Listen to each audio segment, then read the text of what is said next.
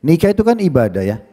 Nikah ibadah. Karena kata Nabi SAW, an-nikahu sunnati. Nikah itu adalah sunnahku. Faman ragiba an sunnati falaysa minni. Siapa yang tolak sunnahku bukan dari golonganku.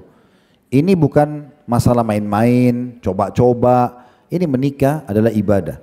Orang kalau niatnya ibadah, saya kasih rasional ya. Kalau orang pergi haji, haji itu jaraknya jauh, biayanya besar, cuacanya panas. Tapi orang kalau niat ibadah, tidak ada pulang haji ditanya mau haji lagi, dia bilang tidak. Mau haji lagi enggak Bapak Ibu? Mau. Padahal panas, biayanya besar. Karena niatnya ibadah. Artinya suka dukanya bisa dilaluin karena niat ibadah. Tapi kalau niatnya yang lain pasti enggak mau. Ya, oh panas lah, udahlah cukup haji sekali saja. Nah begitulah. Jadi niatkan ibadah. Kalau ini ada perintah agama. Dan juga poin yang lain, namanya kita menikah dengan manusia. Ya, pasti ada saja gesekan-gesekan. Tinggal bagaimana rumah tangga itu selalu buka lembaran baru, ya, selalu buka lembaran baru. Setiap hari ada lembaran baru. Lembaran baru itu maksudnya apa? Kalau ada sesuatu yang tidak cocok, yang benar membenarkan, memaafkan, yang salah minta maaf, buka lagi lembaran baru. Dan kalau ada pertikaian yang terjadi, jangan suka simpan isi WA, ya. Ini terutama ibu-ibu nih. Pendendamnya luar biasa, ya.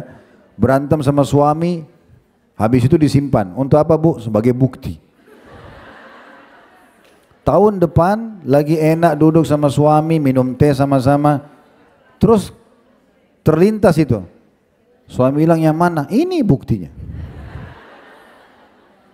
Sudah minta maaf, sudah saling memaafkan. Untuk apa dibawa-bawa lagi? Allah aja pemaaf, gitu kan? Ini salah satu penyakit bahaya ini, ya. Jadi nggak boleh dibiarkan. Jadi harus buka lembaran baru. Lembaran baru itu sederhana ya. Jangan tutup hari, ibu-ibu sekalian, kecuali sudah clear.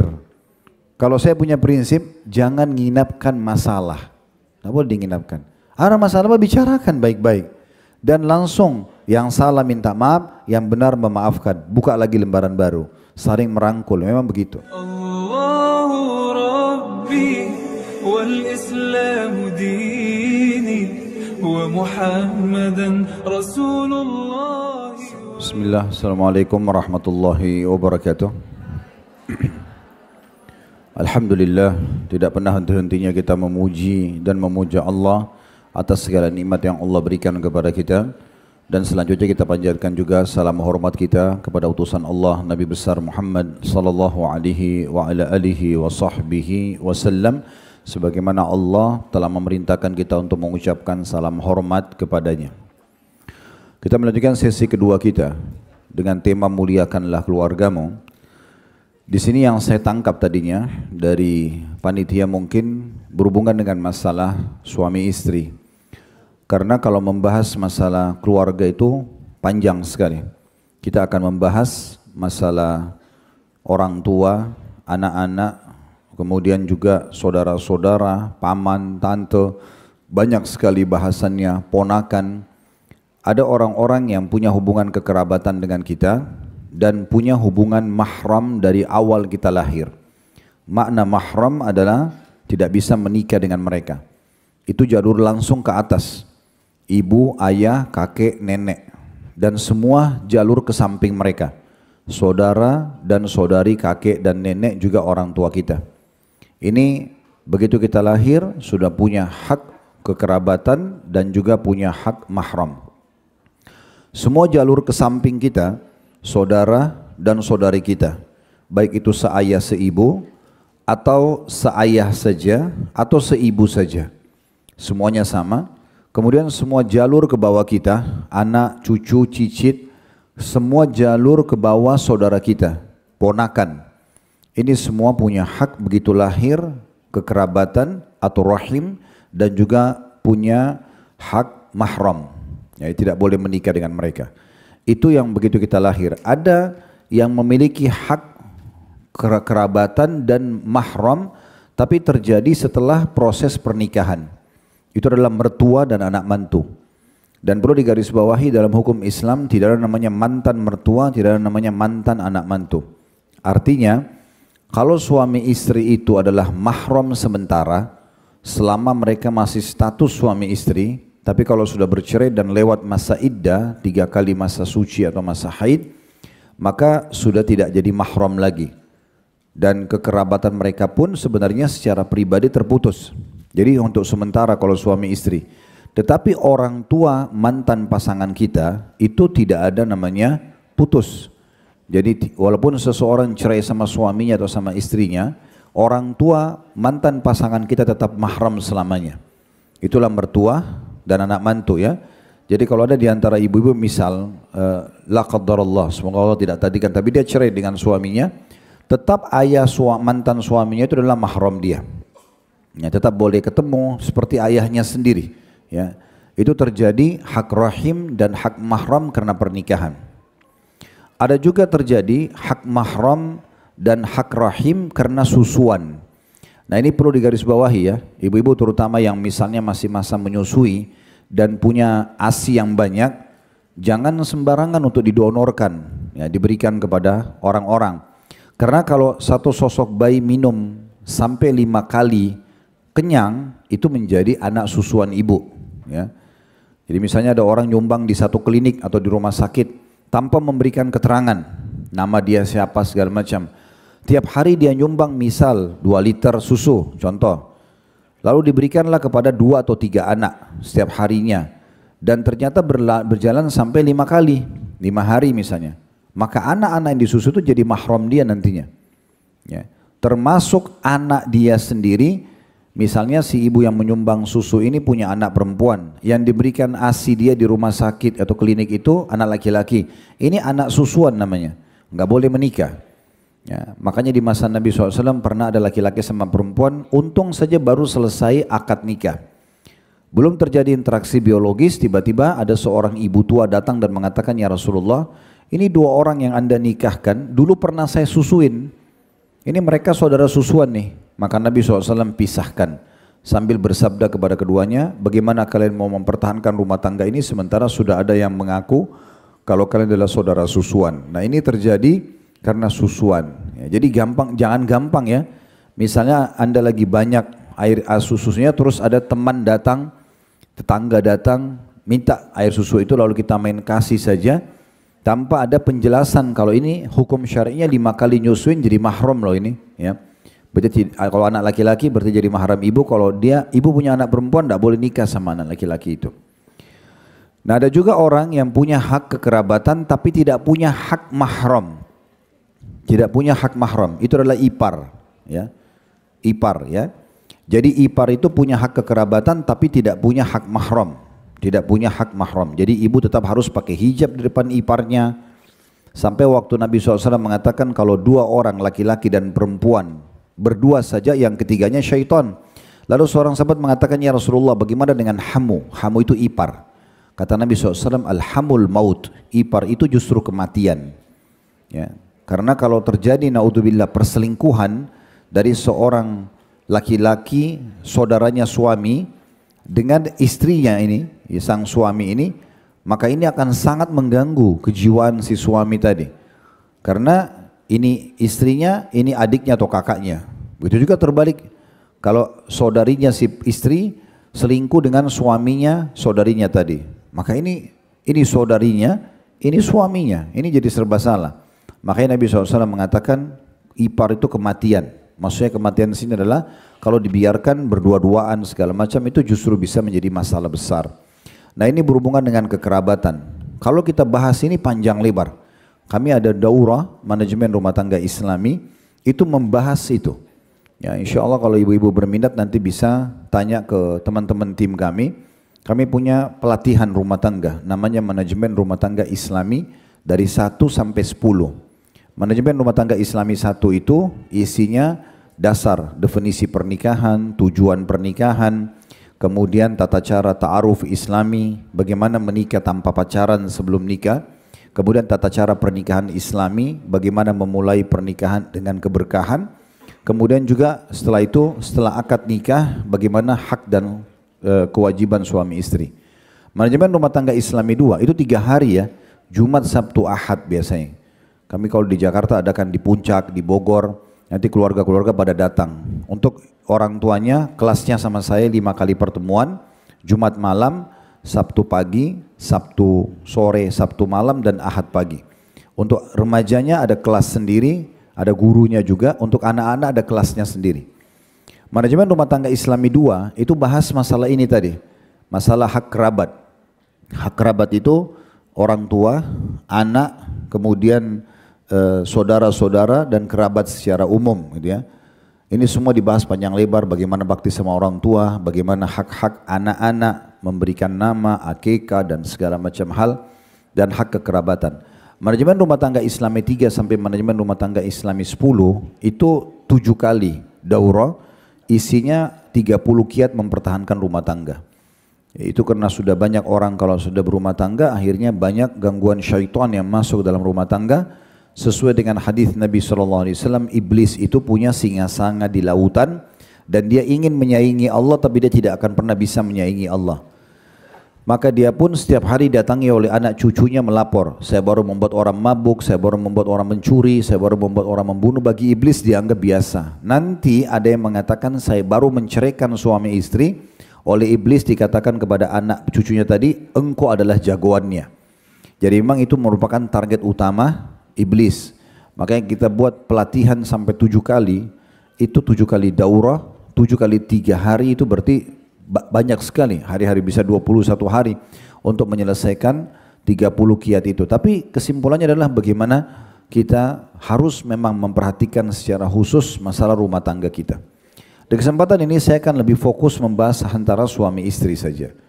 Jadi insya Allah kita akan bahas itu.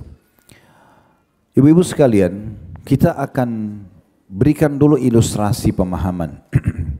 Allah Subhanahu wa ta'ala yang telah menghiasi di diri kita, kami laki-laki dan anda perempuan, syahwat, hawa nafsu. Memang kita ingin saling melihat, menyentuh, mencium, dan ujungnya meletakkan kemaluan di kemaluan. Itu fitrah. Allah berfirman dalam Al-Quran, Zuyina linnasi hubbus syahwat minan nisa. Allah telah menghiasi pada diri manusia itu rasa hub, suka, dan syahwat terhadap kaum wanita. Wanita ke laki-laki, laki-laki ke wanita. Itu memang ada. Karena kalau tidak ada syahwat, tidak akan ada populasi manusia. Laki-laki tidak mau tumpahkan spermanya, perempuan tidak mau mengandung. 9 bulan menggendong-gendong bayi itu di perut dan segala macam hal. Itu dimulai dengan syahwat tadi. Cuma saja Allah mengajarkan cara pelampiasan syahwat yang benar.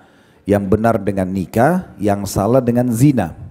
Perbedaan dasarnya adalah orang kalau nikah itu dimulai dengan kebahagiaan. Karena orang kalau menikah, mungkin perempuan dilamar terus terjadi akad nikah.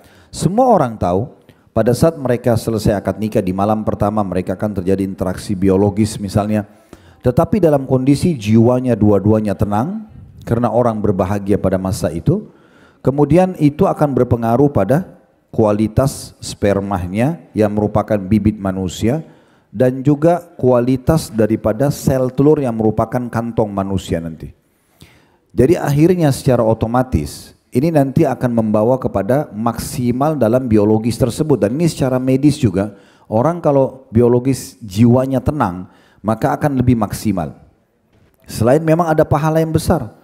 Karena Nabi SAW mengatakan pada orang-orang miskin dari kalangan sahabat yang datang mengatakan, ya Rasulullah, orang-orang kaya di antara kami mengalahkan pahala kami. Kami sholat, mereka sholat. Kami puasa, mereka puasa. Tapi mereka punya kelebihan harta yang mereka infakkan. Kami nggak punya itu. Ajarkan kepada kami amalan yang bisa menyaingi infak mereka. Maka Nabi SAW mengatakan dalam salah satu potongan sabdanya, di kemaluan kalian ada sedekah yang besar. Maksudnya pahala yang besar. Lalu sahabat mengatakan, ya Rasulullah, apakah kami menggauli istri kami mendapatkan kenikmatan, kami dapat pahala juga? Maka kata Nabi SAW, kalau kalian letakkan pada yang haram, nah zina tadi, apakah kalian dapat dosa? Tanda tanya. Sahabat sudah tidak jawab, Nabi juga nggak butuh jawaban karena sudah tahu zina itu haram. Maka begitu juga kalau kalian letakkan pada yang halal. Nah hadits ini menunjukkan bahwasanya interaksi biologis itu setelah akad nikah halal, bahkan berpahala besar. Ya, dan juga akan membawa pada ketenangan jiwa dan juga memenuhi kebutuhan syahwat setiap orang di antara kita. Makanya kalau ibu-ibu lihat definisi nikah, cari semua buku fikih, definisi nikah Ya, etimologi, terminologi, secara bahasa dan secara istilah itu umumnya berputar di masalah al-wata' atau interaksi biologis. Jadi memang itu Allah berikan kepada kita, tetapi Allah ajarkan cara penyaluran yang benar. Dan akad nikah itu mudah sekali.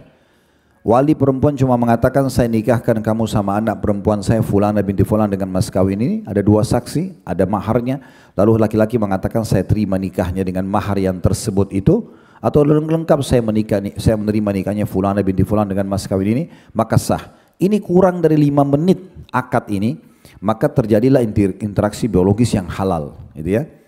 Dan ini poin penting untuk digarisbawahi ya. Yang perlu kita perbaiki di masa sekarang, banyak orang menunda-nunda pernikahan dengan alasan prestasi dunia. Ya, oh belum kuliah, oh belum selesai, oh belum kerja, oh belum ini. Ini semua tidak ada hubungannya dengan syariat Allah Subhanahu wa taala. Menikah itu bagian dari ibadah, makin dipercepat maka makin baik. Karena akan menutup pintu lawannya, itulah zina. Zina itu walaupun hotel bintang 5, walaupun misalnya dalam kondisi dia tenang secara kejiwaan misalnya, tetap Allah tanamkan rasa khawatir, rasa takut, dan ini mengganggu kepada kualitas interaksi biologis yang akhirnya mengganggu kualitas sperma yang merupakan bibit manusia, mengganggu juga kualitas sel telur yang menjadi kantong manusia, dan luar biasanya kalau hamil umumnya Allah kasih ya dua-duanya malu, keluarganya malu, anak yang lahir nggak jelas statusnya. Kita tahu anak dari hasil zina tidak ada nasab kepada pemilik sperma, dan tidak ada kewalihan pada saat menikah anak perempuannya, kan begitu. Jadi hukumnya ini tegas sekali. Nah ini rasionalnya, berarti memang Allah memberikan kita untuk boleh berinteraksi, bahkan sepuas-puasnya nggak masalah, tapi dengan cara yang Allah ajarkan kepada kita. Begitu saja. Yang kita sayangkan di masa sekarang, ini ibu-ibu perlu, mudah-mudahan tidak di sini, tapi kalau ada itu di diri anda, di keluarga anda, di suami, di kerabat, di orang sekitar kita, mereka lebih milih anaknya pacaran haram daripada menikah, ini perlu diperbaikin. Kadang-kadang ada keluarga muslim di Indonesia datang pacar anak perempuannya, maaf, pamit mau bawa tante, maman, apalah dipanggil, malam minggu itu jalan-jalan. Mau bawa anaknya kemana? Ke bioskop, ke pinggir pantai, ke kuburan, ya. Loh ya kemana lah gitu kan. Terus dia pamit pada orang tuanya. Sebenarnya kan orang pacaran sebelum nikah itu kan zina. Kan zina. Zina itu kan tatapan mata zina, pegang tangan zina. Nanti kata Nabi SAW, kemaluan yang menyempurnakannya. Jadi memang itu berzina. Bagaimana bisa kita sebagai orang tua mengatakan, iya nggak apa-apa nak silahkan. Kok silahkan zina kan gitu. Ini aneh. Bagaimana dia berharap nanti anaknya kalaupun nikah sama laki-laki itu atau perempuan itu bisa berkah hidupnya. Dimulai interaksi keturunan manusia nanti, itu dari sesuatu yang haram. Itu nggak boleh. Tapi mereka tidak malu. Misalnya bulan ini pacaran sebulan anak perempuannya, bulan depan datang laki-laki lain. Lalu tetangga tanya, siapa ini bu? Oh ini pacar anak saya. Loh yang bulan lalu mana? Sudah putus. Putus 5-6 kali nggak malu, nggak apa-apa. Oh anak saya nggak cocok, oh anak saya nggak cocok. Tapi kalau pasang tenda depan rumah menikahkan anak malu. Kok ini aneh ini? Seakan-akan kalau nikahin cepat, oh nanti orang bilang apa. Tetapi dia tidak takut orang bilang apa pada saat anaknya dibonceng dengan pacarnya yang jelas sudah terjadi perzinahan. Ini persepsi harus diperbaikin. Nikah itu mulia. Menikahkan anak itu adalah solusi terbaik. Kalau kita sebagai orang tua, berarti kita sudah melepaskan tanggung jawab kita kepada suaminya. Kalau itu anak perempuan. Kalau anak laki-laki kita sudah memberikan mereka tanggung jawab jadi lebih dewasa. Ada di antara jemaah kami praktikkan apa yang kami sarankan ini. Mereka buat ungkapan yang unik gitu. Anak laki-lakinya yang tadinya kekanak-kanakan jadi lebih dewasa. Merasa sudah punya istri, punya tanggung jawab. Dan ruginya apa? Kita menambah satu piring di meja makan kita dengan menambah anak mantu. Datangkan anak mantu tapi anak kita aman. Dibandingkan kita biarkan dia bergaul bebas di luar sana. Yang Allah akan tanya pada hari kiamat. Kenapa kau biarkan anak kamu? Anak itu kan tanggung jawab. Kan gitu. Nah ini poin yang harus juga diperhatikan berhubungan dengan masalah kehidupan rumah tangga. Di masa Nabi SAW tidak pernah dihubungkan antara pernikahan dengan prestasi dunia. Ada sahabat laki-laki itu menikahi seorang wanita maharnya ayat Al-Quran. Dalam sebuah riwayat sahih disebutkan, ada seorang wanita datang kepada Nabi SAW dan mengatakan, ya Rasulullah, saya hibahkan diri saya pada anda. Maksudnya kalau anda mau nikahi saya silakan, kalau enggak masalah. Lalu dalam riwayatnya dikatakan Nabi SAW memandang wanita itu. Karena salah satu hukum syari memandang, nazar syari, melihat kena niat mau menikah. Terus Nabi rasa tidak ada hajat. Maka beliau mengatakan kepada jemaah masjid, siapa yang mau nikahi wanita ini? Seorang laki-laki dari jemaah masjid mengatakan, saya Rasulullah. Bayangkan ya, laki-laki ini tidak kenal siapa perempuan ini. Perempuan ini tidak kenal siapa laki-laki itu. Maka laki-laki itu mengatakan, saya Rasulullah, saya mau nikahi. Kata Nabi SAW, apa yang kau bisa jadikan sebagai mahar? Dia bilang, saya orang miskin. Kata laki-laki itu, saya tidak punya apa-apa. Lalu kata Nabi SAW, ya, keluar dari masjid ini, coba cari, iltamis walau khataman min hadid, cari walaupun hanya cincin dari besi, bukan perak, bukan emas. Cari besi di luar sana, lengkukin, jadikan cincin, jadikan mahar. Laki-laki itu keluar, kembali lagi mengatakan, saya tidak dapat ya Rasulullah. Gak ada. Miskinnya luar biasa gitu. Lalu kata Nabi SAW, kau punya ayat Al-Quran? Dia bilang, iya ada. Kata Nabi SAW, aku nikahkan kau dengan wanita ini dan maharnya ayat Al-Quran itu. Tidak ada hubungannya sama prestasi dunia. Uang itu, harta, itu datang setiap saat, bisa pergi setiap saat. Nabi SAW mengingatkan para wanita, idza ja'akum man tardawna dinahu wa khuluqah. Dua ini. Kalau datang kepadamu yang kamu ridhohi agamanya dan akhlaknya, nikahkan, fazawijuh. Illam taf'alu takun fitnatun fil ardi fasadun kabir. Kalau kau tidak lakukan akan terjadi kerusakan di muka bumi. Salah satu maknanya kata ulama hadis, terjadi kekerasan dalam rumah tangga, terjadi perceraian karena bukan agamanya yang dipilih, tapi kekayaannya, ketampanannya itu nggak cukup, nggak bisa. Mau diapakan ketampanan dan kekayaannya kalau ternyata dia main tampar, dia main tutur kata yang kasar, menghina, mengusir dan segala macam. Tapi agama tidak seperti itu. Sama juga dengan laki-laki. Diingatkan oleh Nabi SAW, tungkahul mar'a li arba'ah. Perempuan dinikahi umumnya karena 4 perkara. Lima liha karena hartanya, wali hasabiha karena jalur keturunannya, wali maliha hartanya, keturunannya, wali jamaliha karena kecantikannya, wali dinia dan karena agamanya. Lalu Nabi ingatkan dari 4 ini, fadhfar bidzatin din taribat yadak. Pilih yang beragama, hidupmu akan bahagia. Nabi enggak bilang pilih yang cantik, pilih yang kaya, pilih yang bagus syarul nasabnya, tapi yang Nabi suruh dahulukan agama. Kalau bersatu semua alhamdulillah, tapi kalau tidak agama. Berarti laki-laki dan perempuan dalam Islam disuruh cari agamanya, gitu ya. Itu nomor 1. Berapa banyak orang yang baru nikah, naik sepeda motor tua, setahun, 2 tahun, 3 tahun ke depan berubah, punya mobil, punya rumah, bisa berubah semua itu. Rezeki bisa Allah bukain, keberkahan dalam hidup, gitu kan. Tapi berapa banyak orang justru menikah hanya karena harta, rusak rumah tangga semuanya karena targetnya memang hartanya. Akhirnya dianggap remeh oleh laki-laki tersebut, bisa dianggap beli dengan uang, tidak dihormati dan segala macam hal. Itu seringkali datang di majelis kami dan kepada kami pribadi untuk konsultasi masalah rumah tangga. Ada yang datang matanya sudah merah, ada yang datang menangis-menangis, ada yang datang permas, tidak selesai karena memang bukan agama yang didahulukan. Ya, jadi ini pondasi-pondasi dasar yang harus kita ketahui. Nikah nggak ada hubungannya sama prestasi dunia, ya. Dan jangan pernah menunda pernikahan anak-anak hanya karena egoisme kita sebagai orang tua. Ya, ada banyak orang nulis surat kepada kami, di antara ikhwah kita, Ustaz, saya udah ikut kajian, saya udah tahu tidak boleh zina, nggak boleh ini, nggak boleh itu. Sekarang saya ini masih kuliah, di kampus saya penuh dengan fitnah. Tapi kalau saya bicara sama orang tua saya masalah nikah, saya dimarah-marahin. Belum saatnya kau mau kasih makan apa orang dan segala macam. Dia bilang saya harus bagaimana, serba salah. Orang tua saya larang, saya mau nikah juga saya belum punya kemampuan. Tapi di satu sisi saya tergoda terus. Orang tuanya nyaman punya pasangan di rumah, anaknya bagaimana? Dan apa salahnya kalau dia nikahkan anaknya lalu kemudian dia tambah 1 piring untuk anak mantunya di rumah tapi anaknya aman. Lalu sambil selesaikan kuliah apa masalahnya? Teman-teman saya banyak lagi kuliah, mereka menikah, ya, dan sampai selesai kuliah tidak terganggu, kan gitu. Jadi jangan sampai kita salah persepsi, ya, seakan-akan, oh kalau saya nikahkan nanti orang bilang apa, atau nanti anak saya ingin berikan makan apa. Anda tidak yakin dengan rezeki yang Allah sudah tentukan?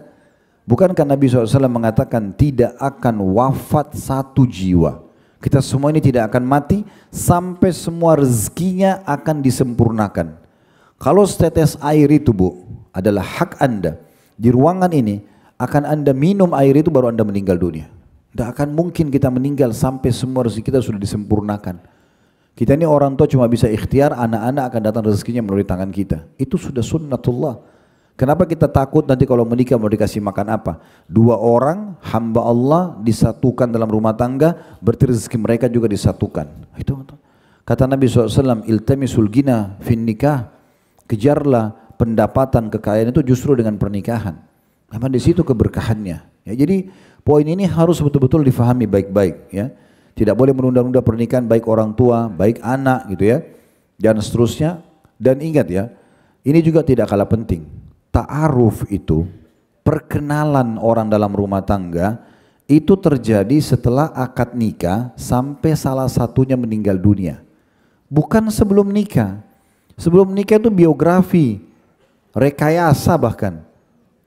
Nanti habis nikah, oh saya baru tahu kamu begini. Memang, karena waktu pacaran dulu dia liatin yang baik-baik aja semua. Itu sudah begitu caranya.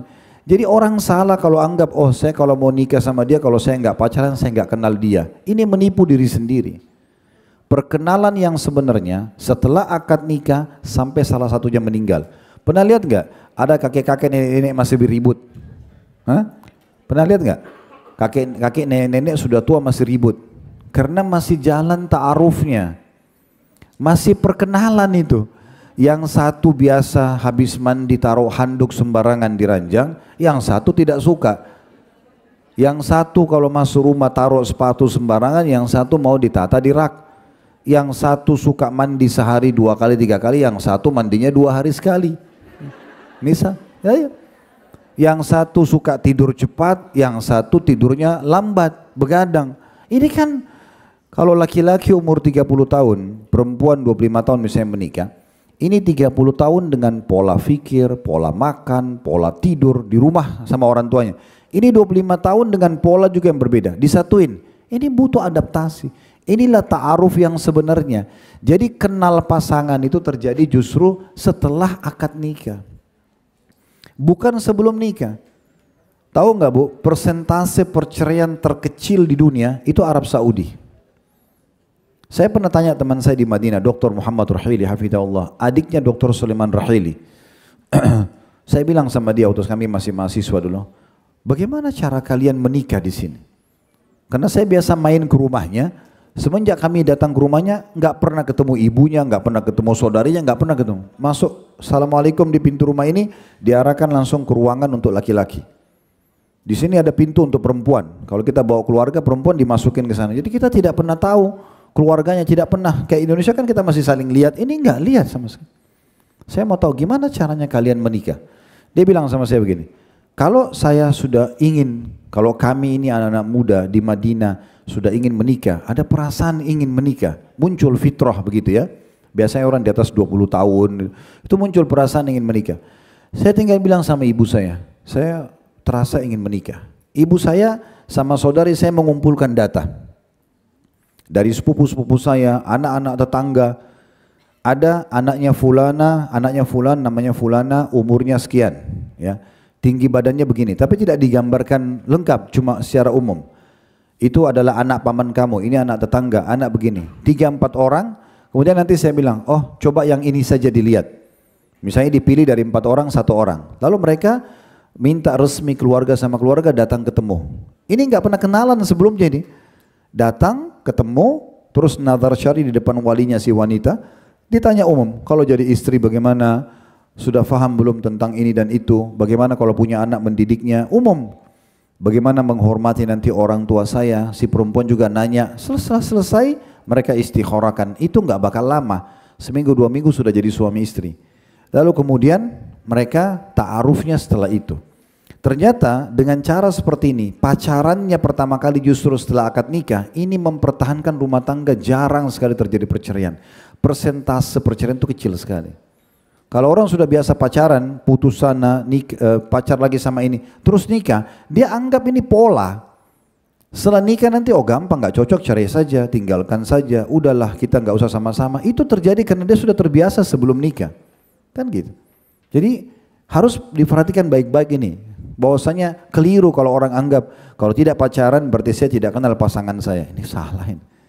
Terus bagaimana caranya Ustaz? Saya sudah buatkan poin di pelatihan kami itu tata cara ta'aruf Islami.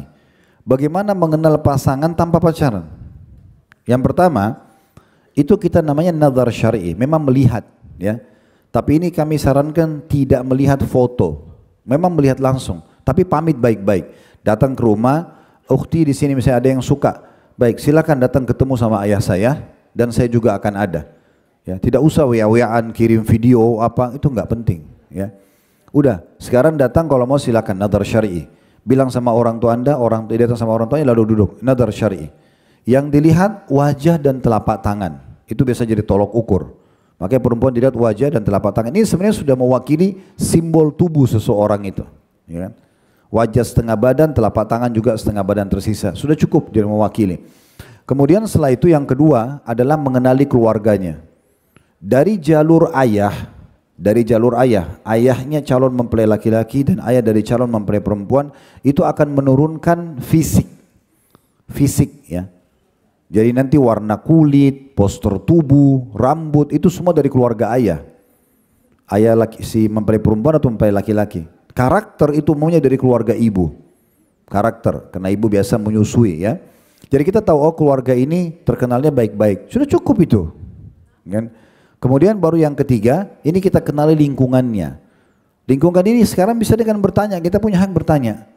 Yang paling gampang itu, kalau weekend, lagi libur, Sabtu, Ahad, kamu ngapain aja? Atau anda ini buat apa saja? Oh, saya kalau weekend ke karaoke, ke diskotik. Nah, kan bisa nilai. Oh, saya kalau weekend itu ada ibu saya di rumah sudah tua, saya bakti sama beliau. Atau saya hadir di majelis ilmu. Itu kan sudah jadi kesimpulan sebenarnya. Kemudian yang keempat baru istikharah kan. Istikharah ini gak usah lama-lama. Sekali istikharah cukup. Sekali istikharah sudah cukup. Dan tidak harus mimpi ya. Ada kecenderungan, ada kemudahan, itu semua bergambaran dari istikharah. Saya mau berbagi satu pengalaman di musim haji. Ini sebelum pandemi. Waktu saya lagi bimbing haji di travel yang Allah amanahkan, kebetulan Allah kasih saya travel, kami namakan Uhud Tour. Maka di musim haji saya sering bercanda dengan beberapa jemaah laki-laki. Kalau mereka yang sudah menikah tidak bawa istri atau memang yang masih belum menikah, saya kadang bercanda kalau habis pengajian atau kami lagi ke masjid, ayo bujang-bujang ayo ikut gitu, saya biasa gitu. Rupanya habis selesai haji tanggal 13 Zulhijjah kami sudah keluar dari tenda Mina, alhamdulillah hari terakhir tasyrik. Tanggal 14-nya sebelum waktu sholat duhur, ini pengalaman saya pribadi sama jemaah gitu. Waktu itu saya sambil menuju ke masjid untuk sholat duha dan sambil tunggu duhur, ada beberapa jemaah laki-laki yang lagi jalan. Saya bilang ayo kita sama-sama ke masjid. Ayo bujang-bujang ini, saya kata gitu. Ternyata ada satu jemaah bilang, Ustaz, kalau kami ini memang bujangnya sementara karena istri lagi di Indonesia. Tapi ini nih ditunjuk satu orang, ini memang bujang beneran nih. Rupanya ada satu memang belum nikah, umurnya sudah 34 tahun gitu. 34 atau 36 tahun. Terus saya tanya, benar antum belum nikah? Dia bilang ya betul. Nah kebetulan beberapa hari sebelumnya di hari Tarwiyah tanggal 8 Zulhijjah, ini tanggal 14 Zulhijjah, satu minggu sebelumnya awal haji, ada satu bapak datang kepada saya, guru SD. Dia bilang, Ustadz, prihatinnya dia, saya ini haji sama istri saya dibiayai sama anak saya yang perempuan. Dia ikut haji sekarang. Dia udah punya pekerjaan, tapi kami ini kepikiran umurnya sudah di atas 30 tahun belum nikah-nikah. Ustadz bisa cariin jodoh nggak? Oh insya Allah nanti coba Pak ya. Kami coba, tapi saya tidak bisa janji apa-apa. Saya sampaikan, kami di Indonesia itu ada website kami namanya Mawaddah Indonesia. Itu website untuk ta'aruf Islami gitu ya. Intinya saya bilang nanti insya Allah. Tiba-tiba saya waktu bicara sama teman kita yang bujang ini, saya ingat, oh antum tahu ada bapak itu. Tidak usah saya sebutkan semua namanya ya. Itu ada bapak itu. Iya tahu Ustaz. Itu katanya haji sama anaknya dan anaknya itu yang biayai ibu bapaknya. Bapaknya itu kepikiran anaknya mau nikah. Antum tahu anaknya? Dia bilang tahu. Rupanya karena jemaah sering kumpul mereka tahu tapi tidak pernah ngobrol. Terus saya bilang itu lagi cari jodoh. Antum mau nikah sama orang itu? Saya juga tidak ingat yang mana akhwatnya itu tuh. Karena jemaah banyak sekali Masya Allah. Dia bilang dia diam senyap sudah mengatakan boleh aja Ustaz kalau emang orangnya mau gitu. Oke?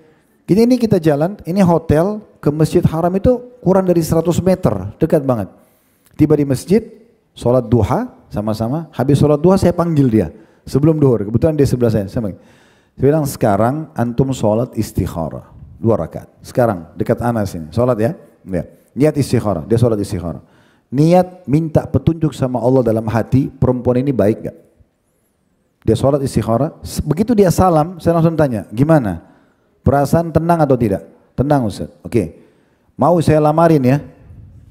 Saya bilang gitu. Dia bilang iya, ini kejadian saya sendiri di musim haji nih. Dia bilang, iya Ustaz, bagaimana dengan orang tua antum? Dia bilang, kebetulan ibu saya sudah meninggal, tinggal ayah saya serahkan ke saya. Karena umurnya sudah mau 40 tahun, 36 tahun laki-laki ini. Belum pernah menikah juga, masih bujang. Saya bilang, baik, nanti saya akan bicara sama bapak itu selepas sholat duhur. Habis sholat duhur saya panggil semua tim, cari bapak ini sekeluarga. Bilang, Ustaz Khalid mau ketemu di restoran. Ketemu di restoran hotel, anaknya belum ada, si anak perempuan ini belum ada, baru ibu sama bapaknya. Terus mereka duduk, saya bilang, Bapak waktu di kemah kemarin kan ngomong sama saya, katanya anak perempuannya baru cariin jodoh. Iya benar Ustaz. Bapak kenal si ini, si Fulan, ada namanya si jemaah kita. Rupanya mereka sudah saling tahu karena jemaah sering ketemu. Oh iya kenal Ustaz. Mas itu ya, iya. Itu tadi saya tanya tentang permintaan antum, tentang anak antum, dan dia bersedia. Bahkan dia sudah istikharah tadi. Dia bilang, saya bersedia kalau saya tanyakan untuk lamarkan ke bapak. Bapak mau? Oh kalau saya terserah anaknya. Oke saja, karena kebetulan kan ini bapak walinya, bisa dinikahkan di situ sama dia, kan ada walinya. Terus ditanya ibunya, ibu gimana? Oh saya terserah anaknya Ustaz. Anaknya kebetulan belum ada. Baik cari anaknya, dicari anaknya. Datang anak itu, duduk satu meja sama kami, saya tanya, Ukhti ada begini-begini, saya ceritain semuanya. Saya sudah bicara sama mas itu, saya sudah bicara sama orang tuanya. Ini semua setuju. Dan ini di Mekah, habis musim haji, saya juga tidak tahu kenapa saya bicara ini. Ya, terus saya bilang, apa inti mau menikah sama orang ini? Dia diam, terus dia nangis itu, perempuan itu. Saya tanya, kenapa menangis? Ada apa? Saya masih mau bakti sama orang tua saya Ustaz. Saya baru hijrah, baru ikut pengajian, saya takut nanti kalau suami saya larang saya belajar. Apalah, semua syubhatnya macam-macam gitu. Ini itu. Terus saya bilang, oke, masih ada lagi masalah lain? Tidak ada. Oke. Itu kan syubhat ini, kebimbangan ini kan karena belum dengar jawabannya jadi calon suami. Masalah ikut pengajian boleh atau tidak. Nanti kalau nikah suami larang nggak bakti sama orang tua, gitu kan? Termasuk bisa bantu uang apa segala macam. Kenapa nggak ditanyain? Kalau dia bisa terima, tinggal istikharah lalu menikah. Terus akhirnya dia diam. Orang tuanya juga mengatakan iya benar nak gini-gini. Udah akhirnya dia bilang Ustaz kami minta waktu. Oke, silakan makan siang sekarang. Kebetulan saya tinggal di hotel, lantai saya selantai dengan mereka sekeluarga. Dia 3 orang ambil triple, satu kamar bertiga. Saya bilang oke nanti bapak ibu silakan habis makan, sholat istikharah, datang ke kamar saya. Gak usah banyak lama-lama, 2 rakaat istikharah. Ini 1 bulan istikharah untuk apa ini? Udah sholat 2 rakaat. Udah, datang ke saya ke kamar ya. Saya cuma butuh hatinya tenang atau tidak. Kalau iya, habis asar saya ada taklim, saya nikahkan. Ya ini kejadian. Subhanallah, mereka saking kagetnya, mereka bilang Ustadz kita nggak usah makan. Nggak mau makan siang. Udah kita ke kamar aja. Ya udah silakan. Saya tunggu mungkin sekitar setengah jam, mereka datang ke kamar. Matanya sudah merah-merah, nangis-nangisan. Terus bagaimana? Ya Ustaz, tidak apa-apa. Saya telepon nih si bujang nih. Cari mana? Enggak ketemu. Ya. Mana bujang ini? Saya telepon semua jemaah laki-laki. Mana ini? Ternyata dia lagi tidur di kamar. Saya suruh temannya datang kamar, bangunin. Ayo datang sini, jodoh antum sudah datang nih. Datang dia kamar, duduk. Saya di situ tengah, ada ayahnya perempuan, ada walinya, ada mahramnya, ada ibunya, ada perempuan, ada ini laki-laki, ada saya di situ. Oke, silakan. Tanyakan semuanya. Mulai dia tanya masalah ini, masalah itu. Kebetulan si laki-laki ini bilang, saya juga baru hijrah. Saya justru mau cari istri, mau pergi pengajian. Terus itu ketemu itu. Terus masalah bakti sama orang tua. Saya juga, ibu saya sudah meninggal, tinggal ayah saya. Saya pengen istri saya yang justru bantu saya bakti sama ayah saya. Saya juga akan balas yang sama. Intinya semuanya klop. Oke ya, sudah klop, udah. Habis asar nikah ya. Gak usah lama-lama ini, setan banyak. Akhirnya batalin. Tunggu tanggal bagus, gedung mana. Terlalu lama. Alhamdulillah habis asar, sebelum talim saya bilang sama jemaah, ada berita gembira nih. Saya suruh tim siapin jus-jus segala macam. Apa Ustaz? Ada jemaah kita mau nikah. Oh siapa? Sebentar lihat. Datang ini yang mau nikah. Oh Masya Allah. Akhirnya akad nikah. Alhamdulillah sederhana waktu itu. Setelah itu saya bilang sama yang bukan bujang lagi, sudah nikah soalnya. Kebetulan saya di kamar sendirian, saya tidak sama keluarga berangkat. Ini kunci kamar saya pakai. Sekarang ganti, saya yang ke kamar kamu. Saya kamar bujang sekarang. Jadi saya pindah ke kamar dia pakai kamar saya. Kata jemaah, Ustaz, selama ini kita kalau naik lift selalu kita pisah-pisah. Sekarang dia sudah gandengan tangan. Dan Alhamdulillah pulang ke Jakarta, akad nikah. Sampai sekarang berjalan rumah tangganya. Was-was syaitan, oh ini lama, tunggu ini, tunggu itu. Untuk apa? Gitu. Ta'arufnya berjalan setelah akad nikah. Itu baru benar, gitu kan? Kalau tidak akan jadi kacau semuanya nanti. Nah ini pondasi-pondasi dasarnya, ya. Jadi harus difahami baik-baik. Baik, kita masuk sekarang. Bagaimana supaya rumah tangga saya bisa baik berjalan? Fahami poin ini. Nikah itu kan ibadah ya. Nikah ibadah. Karena kata Nabi SAW, an-nikahu sunnati. Nikah itu adalah sunnahku. Faman ragiba an sunnati falaysa minni. Siapa yang tolak sunnahku bukan dari golonganku. Ini bukan masalah main-main, coba-coba. Ini menikah adalah ibadah. Orang kalau niatnya ibadah, saya kasih rasional ya. Kalau orang pergi haji, haji itu jaraknya jauh, biayanya besar, cuacanya panas. Tapi orang kalau niat ibadah, tidak ada pulang haji ditanya mau haji lagi, dia bilang tidak. Mau haji lagi enggak Bapak Ibu? Mau. Padahal panas, biayanya besar. Karena niatnya ibadah. Artinya suka dukanya bisa dilaluin karena niat ibadah. Tapi kalau niatnya yang lain pasti nggak mau. Ya, oh panas lah, udahlah cukup haji sekali saja. Nah begitulah. Jadi niatkan ibadah. Kalau ini ada perintah agama. Dan juga poin yang lain, namanya kita menikah dengan manusia. Ya, pasti ada saja gesekan-gesekan. Tinggal bagaimana rumah tangga itu selalu buka lembaran baru. Ya. Selalu buka lembaran baru. Setiap hari ada lembaran baru. Lembaran baru itu maksudnya apa? Kalau ada sesuatu yang tidak cocok, yang benar membenarkan, memaafkan, yang salah minta maaf. Buka lagi lembaran baru. Dan kalau ada pertikaian yang terjadi, jangan suka simpan isi WA. Ya. Ini terutama ibu-ibu nih.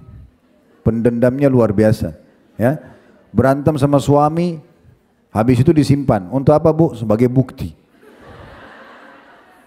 Tahun depan lagi enak duduk sama suami, minum teh sama-sama. Terus terlintas itu. Suami bilang yang mana? Ini buktinya. Sudah minta maaf, sudah saling memaafkan. Untuk apa dibawa-bawa lagi? Allah aja pemaaf, gitu kan? Ini salah satu penyakit bahaya nih, ya. Jadi nggak boleh dibiarkan. Jadi harus buka lembaran baru. Lembaran baru itu sederhana ya, jangan tutup hari. Ibu-ibu sekalian, kecuali sudah clear. Kalau saya punya prinsip, jangan nginapkan masalah. Tidak boleh diinapkan. Ada masalah bicarakan baik-baik. Dan langsung yang salah minta maaf, yang benar memaafkan. Buka lagi lembaran baru. Saling merangkul, memang begitu. Itu poin. Poin yang lain tadi ditanyakan itu. Jangan pernah libatkan orang ketiga. Kecuali ahlinya. Siapa ahlinya? Kalau sakit dokter, kalau masalah hukum ustadz atau ustazah. Jangan semua orang dicurhatin. Ada orang maaf ya, dia jalan seperti orang sudah tidak berbusana. Semua orang tahu masalah dia. Sedikit dia bilang, saya mau cerita tentang suami saya, tapi jangan cerita sama orang ya. Tapi semua orang digituin. Jadi semua orang tahu masalah dia. Kan gitu. Orang yang bijak dalam rumah tangga adalah orang mirip kalau ibu punya perusahaan ya. Kalau mau perusahaannya maju, apa yang sedang terjadi internal jangan diekspos. Pecahin di dalam itu kan. Masalahnya apa diselesaikan dalam perusahaan, nanti akan terjaga nama baiknya perusahaan. Memang harusnya begitu. Ini penting untuk digarisbawahi. Jadi jangan libatkan kecuali ahlinya. Dan ingat, berbicara sama ahli juga itu adalah konsultasi, bukan curhat. Curhat itu hanya kepada pemilik alam semesta Allah.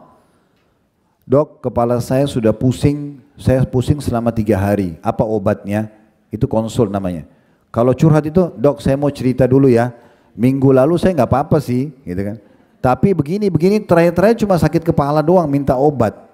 Salah, ya. Untung kalau dokternya sabar, kalau enggak diusir keluar. Pernah ada orang kirim, sering kali ada orang kirim surat di kantor konsultasi. Ujungnya cuma tanya, suami saya ucapin tolak dalam keadaan emosi, jatuh enggak? Tapi suratnya 7 lembar. Coba. Cerita panjang lebar awal pernikahan, punya anak 2, segala macam, mertuanya. Ini untuk apa? Itu. Untuk apa disampaikan semua? Curhat itu bu, wudu, sholat, sujud. Jangan angkat kepala kecuali sudah tuangkan semua sama Allah. Pernah dengar nama Sufyan Ats-Tsauri, rahimahullah, seorang ulama tabi'in, itu terkenal julukannya Sajjad. Orang yang suka sekali dengan sujud. Itu kalau punya masalah, karena dia kebetulan tinggal di Mekah. Dia kalau ada masalah dia sujud, dia tidak angkat sampai dia sudah tuangkan semua sama Allah, kepalanya dari sujud, dan dia sudah merasa plong.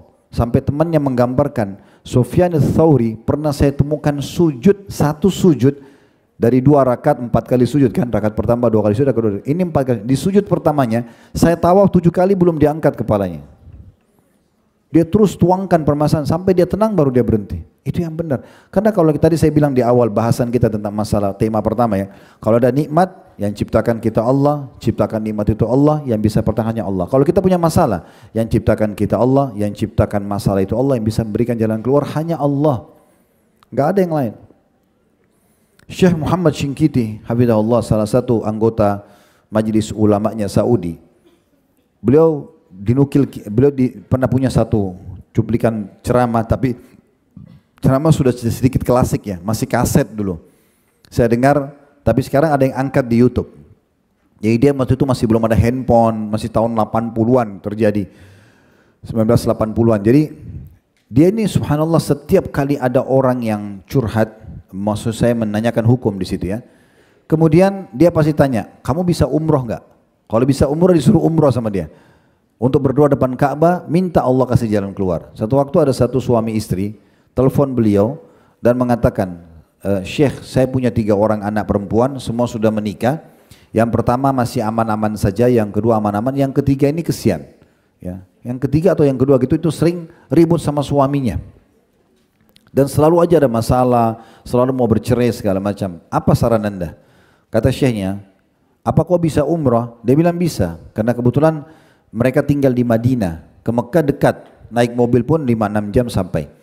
Kata Syekhnya, saya sarankan kalian berdua umrah dan tawaf, sa'i, ya, semua digunakan berdoa untuk anak ini supaya selesai permasalahan rumah tangganya. Maka kedua orang ini lalu mengikuti. Mereka jalan dari Madinah, tiba sekitar jam 12 malam, masuk di hotel, karena waktu itu belum ada handphone. Dia titip pesan sama resepsinya waktu mau masuk tawaf dan sa'i, tolong kalau ada orang telepon, ambil namanya, minta nomor teleponnya. Karena masih pakai telepon biasa, telepon dulu ya. Dia bilang kemudian kedua orang tua ini pergi tawaf, pergi sa'i, haji. Menjelang subuh selesai, mereka bilang suami istri, kayaknya kalau kita pulang hotel juga nggak ada aktivitas. Sudah kita sholat tahajud, tunggu subuh. Mereka tunggu sampai subuh. Habis subuh mereka masih bilang lagi, kayaknya tunggu aja sampai duha deh. Biasa orang bilang syuruk ya. Tunggu aja sampai duha. Habis duha mereka pulang di hotel, tiba-tiba resepsi hotel mengatakan, dari mana anda berdua ini? Dari tadi malam sebelum subuh ada orang telepon-telepon terus, penting katanya. Lalu kemudian ditanya, apa sempat ambil nama nomor teleponnya? Tidak sempat. Karena orang ini tergesa-gesa sekali. Kalau sudah datang telepon, belum datang telepon tutup lagi, telepon lagi habis itu berapa kali? Kata kedua orang ini, kami punya pikiran ke anak-anak kami. Ditelepon anak pertama, ternyata tidak telepon. Anak kedua telepon. Ternyata anak ketiga yang punya masalah ini telepon memang. Apa kau telepon? Nah iya. Kenapa ada masalah? Dia bilang, alhamdulillah ayah dan ibu. Ada terjadi perubahan yang drastis luar biasa. Saya tidak tahu apa yang terjadi, saya lagi tidur, suami saya tiba-tiba bangun, dia kayak merasa cemas, lalu dia minta maaf sama saya, dia berjanji mau perbaiki rumah tangganya dan segala macam. Kedua orang tuanya ingat, ini semua waktu yang suaminya minta maaf, suami anaknya itu justru pada saat mereka lagi tawaf dan sa'i tadi. Doain, gitu kan. Kan begitu. Jadi ini poin-poin juga harus difahami baik-baik, gitu ya. Jadi jangan curhat pada manusia, tapi kepada Allah Subhanahu Wa Taala. Konsultasi ya. Dan ingat jangan juga nginapkan permasalahan. Ya. Jangan selalu dibesar-besarkan ya. Bedakan mana pelanggaran pasangan berhubungan dengan agama dan mana masalah teknis kehidupan. Kalau masalah agama itu kayak misalnya mabuk, judi, selingkuh, zina sana sini mungkin ya. atau mungkin kekerasan rumah tangga, suka main tangan, ini beda, ini memang sudah masalah pelanggaran agama. Tapi kalau teknis itu, misalnya tadi, pola tidur, pola makan, kerapian, ini mungkin teknis, ini masih bisa toleransi gitu kan, masih bisa kita berusaha untuk memberikan masukan yang baik sambil didoakan. Nah ini bedakan. Kalau masalah pelanggaran agama, sudah kita ingatkan tidak mau dengar, ini boleh bercerai. Tapi kalau teknis, jangan bercerai. Makanya Ibnu Taimiyah rahimahullah mengatakan, mempertahankan yang sudah ada lebih mulia daripada memulai yang baru. Kita cerai nih, nikah sama laki-laki lain, sama lagi, manusia juga itu, punya juga karakter lagi, punya juga ini dan itu kan gitu. Jadi harus adaptasi lagi baru gitu kan. Maka ini harus juga difahami baik-baik. Baik, sekarang kita bicara. Pertama tadi saya bilang, jadikan rumah tangga itu niatkan ibadah supaya benar pahala. Rumah tangga itu Bu, adalah menurut saya, kacamata saya, adalah bahtera pahala paling besar. Kapal pahala yang paling besar. Saya kasih contoh rasional dulu. Kalau orang lagi puasa, puasa Ramadan atau puasa sunnah, kan kita berada di bahtera puasa, pahalanya jalan terus mulai dari azan subuh sampai azan maghrib kan. Mau kita duduk, mau kita jalan, mau kita ngobrol, mau lagi di pasar, pahala puasanya jalan terus. Kapan putus? Pada saat azan maghrib, kan gitu. Nah inilah namanya bahtera pahala puasa, bahtera pahala puasa. Kalau rumah tangga itu dari akad nikah sampai salah satunya meninggal, atau bahkan setelah meninggal pun kalau tetap dia berdoa untuk pasangannya, tetap dia sedekah, boleh kan berlanjut itu. Berarti kan ini bahtera pahala yang besar sekali. Ibu hanya nunggu suami di rumah, hanya ngurus anak, hanya indah itu sudah cukup menjadi pahala yang luar biasa, gitu kan?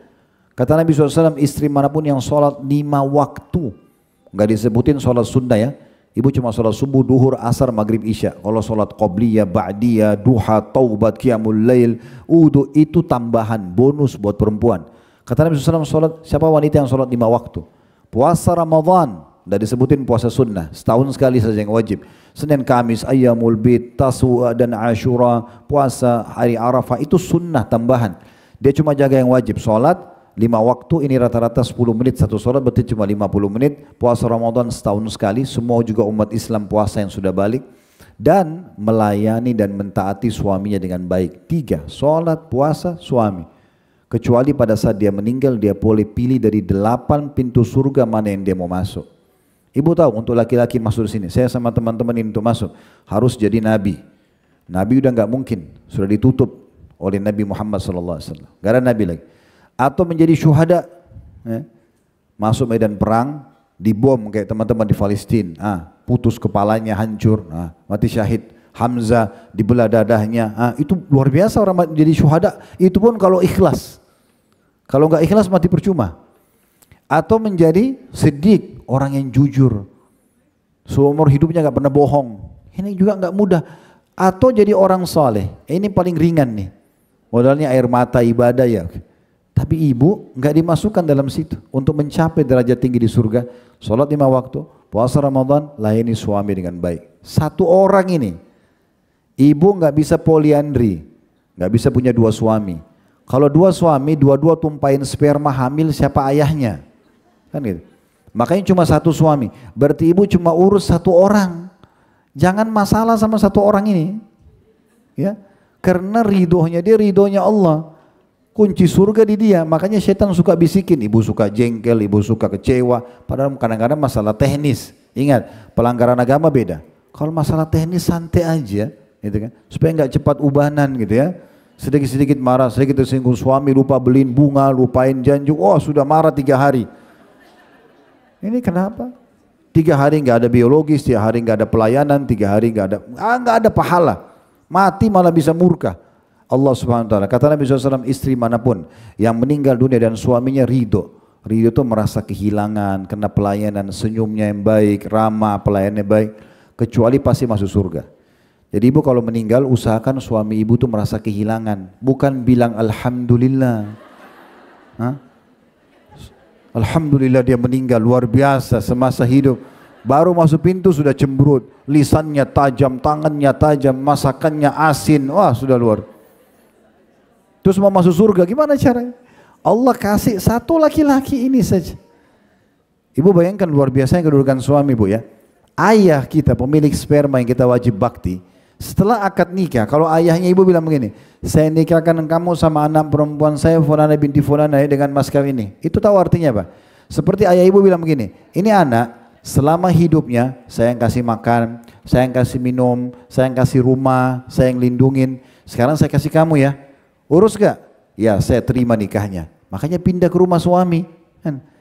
Jadi posisinya dia di saat itu, laki-laki yang bukan ayah kita ini, tiba-tiba menjadi lebih tinggi dari suami. Sudah tahu hukumnya, kalau suami bilang, jangan keluar ya, tunggu saya.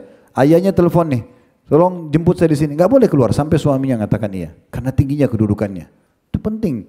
Jadi memang bukan diahnya, tapi lihat syariatnya.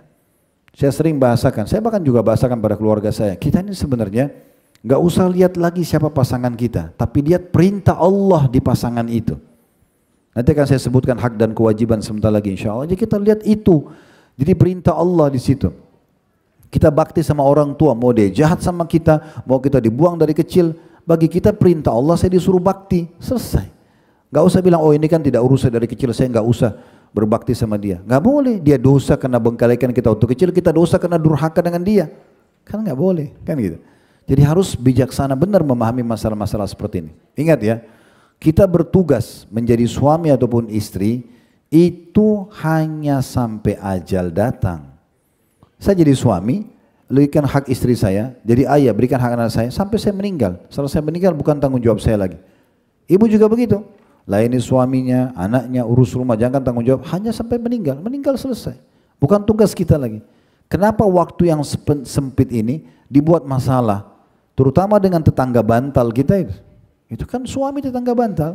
Gitu. Orang yang sangat dekat, satu bantal bagi dua, pakaiannya kadang-kadang sama-sama. Allah membahasakan tentang suami istri, hunna libasun lakum wa antum libasul lahun. Istri pakaian kalian, suami pakaian kalian. Ini untuk laki-laki dan untuk perempuan. Dibahasakan pakaian apa? Karena melindungi, memperindah, menutupi, bukan malah mengekspos kesalahan-kesalahan ya. Bahkan kadang-kadang subhanallah ada orang dalam masalah selama hidup semua kesalahan pasangan yang ada di lidahnya. Hati-hati ya, kalau ketemu dengan seseorang begitu ketemu langsung cerita kejelekan yang paling di pertama pasangannya dulu. Suami saya begini, suami saya begitu segala macam. Pindah habis itu ke anak, pembantu, orang mertua, orang terdekat semua jadi rusak di depan mata dia. Terus ibu mau anggap ibu selamat dari lisan dia nih? Nggak bakalan. Orang terdekat aja semua dicaci maki sama dia, apalagi kita nantinya, gitu kan? Itu jangan dijadikan sahabat orang begini. Ya, itu contohnya. Tapi kalau orang tahu kita ketemu dia sebenarnya dia punya masalah banyak, tapi dia tidak bercerita sama orang, antara dia sama Tuhannya, dia coba perbaikin, maka itu orang-orang yang bijaksana. Ya, ini penting ya. Juga poin tidak kalah penting tadi, hati-hati konsultasi tadi saya bilang dengan orang ketiga yang salah ya. Jadi maaf, saya tidak tahu ibu-ibu sini statusnya, jangan tersinggung kalau saya ucapkan ini, karena saya cuma kasih contoh. Kalau kita mau sukses dalam rumah tangga, jangan konsultasi sama orang yang gagal rumah tangga. Jangan bicara sama janda, sama duda. Nanti apa sarannya? Oh cerai aja. Karena dianggap dirinya begitu. Saya dulu begitu kok. Nah, bagaimana konsultasi sama orang yang sukses? Masa ibu mau buka restoran, bicara sama orang yang punya buka restoran tapi sudah tutup. Cari orang yang sudah buka cabang sekian banyak, hartanya banyak, ya melimpah, berhasil. Bagaimana caranya sukses di restoran ini? Nah itu, kan begitu. Ini poin juga penting untuk digarisbawahi. Baik, kita masuk sekarang ke masalah ibu sekarang dalam rumah tangga fokus saja kepada tugas dan kewajiban. Saya akan mulai dulu dari ibu-ibu ya. Kalau saya simpulkan 3 poin saja.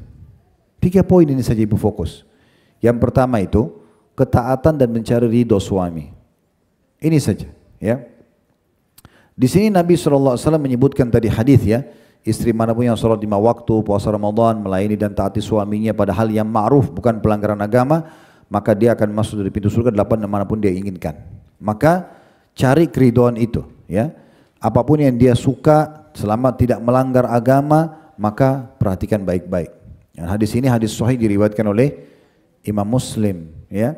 Jadi harus kita betul-betul perhatikan masalah keridhaan. Dan juga kita tahu bagaimana seorang wanita pernah datang kepada Aisyah dan berkata begini, wahai Ummul Mukminin, bagaimana Saya harus bersikap di saat saya lagi jengkel sama suami, saya lagi tidak suka sama dia. Tapi dia minta dilayani biologis, saya harus layani? Kata Aisyah, iya. Sampai salah seorang di antara kalian kalau sudah naik di atas tunggangannya, unta atau kudanya sudah mau pergi, suaminya panggil, dia harus datang. Lalu kemudian, ya dalam riwayat yang lain, ini riwayat ini Bu, lama sekali saya renungin. Apa sebenarnya rahasianya ya? Hadis sahih. Kata Nabi SAW, wanita ahli surga. Wanita yang kalau dia menyakiti suaminya atau dia disakiti, ini yang disakiti ini yang berat, gitu kan? Dia menyakiti atau disakiti, dia akan datang sambil memegang tangan suaminya dan mengatakan, saya tidak bisa pejamkan mata sampai kau ridho kepadaku. Ini hadis ini bertahun-tahun saya renungin. Gimana caranya memahami ini? Karena saya biasa kalau isi pengajian begini saya renungi dulu. Apa maksudnya? Bagaimana menyampaikan kepada jemaah supaya bisa faham, orang bubar itu faham, menjadi amal soleh buat kita gitu. Gimana caranya? Kalau menyakiti oke lah, wajar dia minta maaf. Ini kan seperti minta maaf ya, terpegang tangan suami, ya saya nggak bisa. Dia nggak bilang minta maaf, cuma dia bilang saya tidak bisa pejamkan mata sampai kau ridho. Seakan-akan kalau saya punya salah maafin ya. Tapi kalau dia disakitin gimana nih? Ternyata saya temukan jawabannya begini Bu ya. Pengenalan tentang karakter itu penting. Karakter pasangan. Kami ini laki-laki, memang Allah ciptakan karakternya beda sama ibu. Kulit kami ini kulit orang luar rumah. Saya sama teman-teman laki-laki ini nggak butuh hand body, nggak butuh sunblock, nggak butuh kosmetika, nggak butuh. Karena kulitnya memang kulit matahari, kulit hujan, memang sholat berjamaah di masjid, ngantar jenazah, jihad, cari nafkah, itu alam kami itu. Ibu memang beda, ibu hamil, menyusui, waktunya banyak di rumah memang. Keluar sedikit butuh sunblock, kan itu. Butuh hand body, butuh ini dan itu, memang berbeda. Ini membawa kepada perbedaan karakter. Laki-laki karena hidupnya di luar rumah, sifat defense-nya itu kuat sekali. Ibu kalau suami saya langsung bilang, kamu salah gini-gini. Yang pertama itu pasti dia bertahan dulu. Defense, itu terjadi pada suami, pada ayah, pada kakak, saudara laki-laki, pada anak laki-laki. Sama, laki-laki sama. Sifat mereka itu tidak bisa diserang. Gitu. Kalau ibu menyerang maka akan lain. Hadis ini ternyata kalau misalnya suami ibu buat salah, saya pernah sampai membayangkan gimana kalau seandainya saya buat salah, istri saya datang lalu memegang tangan saya sambil mengatakan, saya tidak bisa tidur kalau cari kau ridho dengan saya. Saya bisa bayangkan gimana pada saat itu saya akan mengatakan tidak, saya yang salah. Karena bukan menyalahkan, tetapi dia dengan lembutnya mengatakan, kalau saya ada salah maafin. Sebenarnya dia sedang bilang sama suaminya, kalau kau salah minta maaf dong, tapi bahasanya beda. Bahasanya beda, karena tidak nyentuh ke laki-lakiannya, itu beda. Coba dipraktekin, ini resep dari Nabi, bukan dari saya. Kalau dari Nabi berarti dari Allah sudah. Allah penciptanya laki-laki itu, lebih tahu karakternya. Itu luar biasa gitu, ya. Mirip begini ya, cara mengenal karakter. Kalau seandainya ibu duduk, ini saya bukan suruh begitu ya, saya cuma kasih contoh. Kalau suami ibu duduk di atas kursi, lalu ibu duduk di sebelahnya dia, bukan di kursi, di bawah. Ibu percaya sama saya bicara sebagai laki-laki. Dia akan muncul dalam diri dia, istri saya Masya Allah nih hormatin saya. Walaupun sebenarnya dia tidak mau itu. Mungkin dia mengatakan duduk aja di atas. Tapi ibu kalau buat itu, sifat kepemimpinan kami laki-laki itu muncul. Mimpin itu apa? Mau melindungi. Karena ini mengalah, jadi kita mau lindungin, itu yang muncul. Itu karakter laki-laki. Kalau dibalik beda ya, karena ibu pakai perasaan. Kalau ibu di atas, suami di bawah. Saya sudah menguasai dia. Benar nggak? Pengakuan, catat itu ya. Beda karakter, ya. Beda karakter.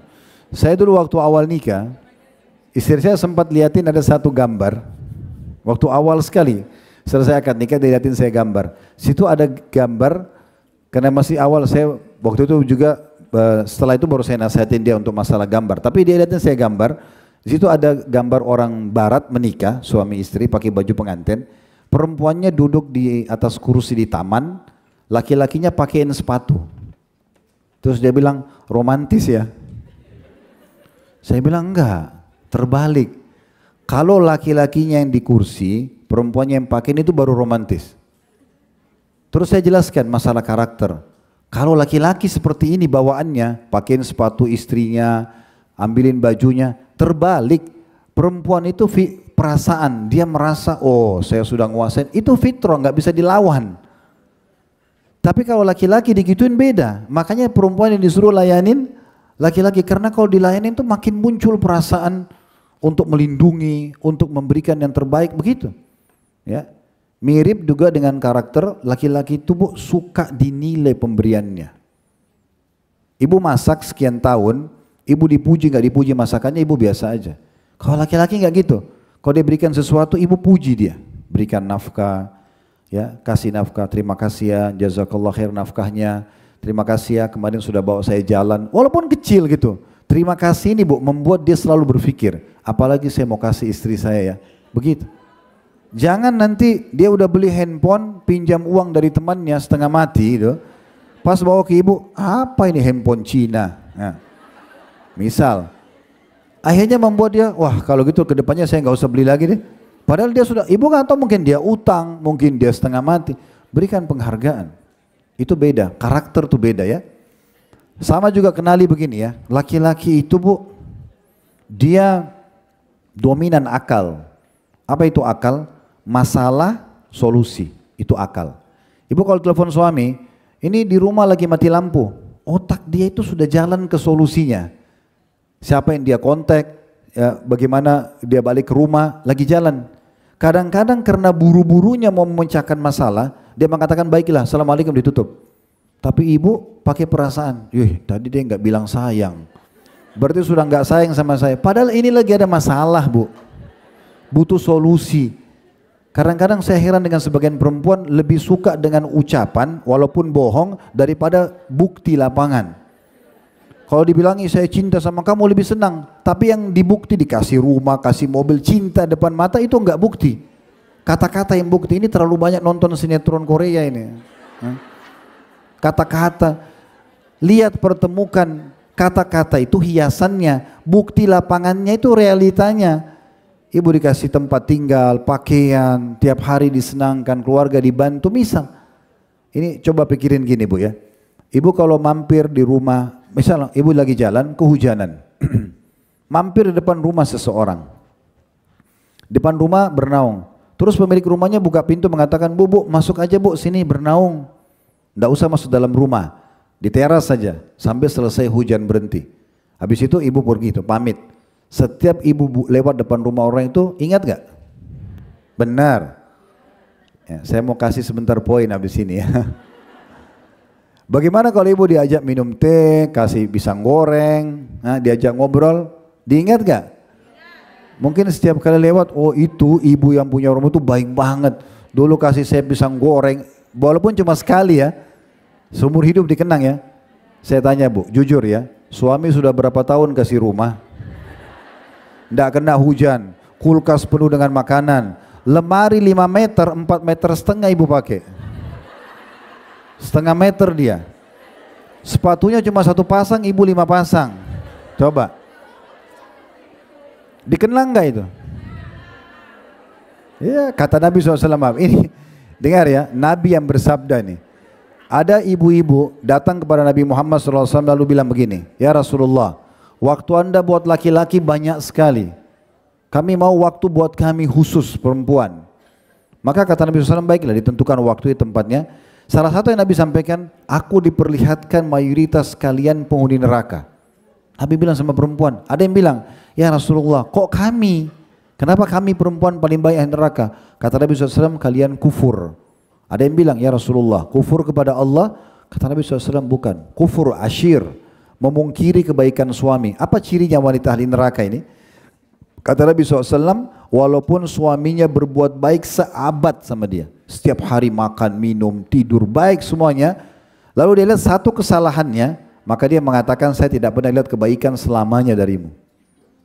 Ditolak semua, dilupakan kebaikan orang yang diingat keburukannya. Ini ciri ahli neraka, gitu kan? Jadi sering mengenang kebaikan, berterima kasih, itu nanti akan memperbaiki keadaan.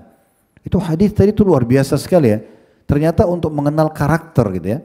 Makanya laki-laki itu solusinya kalau dia masuk ke toko baju, kami masuk toko baju nih, lihat cocok nih, sudah coba cocok, tanya masnya, mas ini ada nggak? Oh ukurannya nggak ada pak.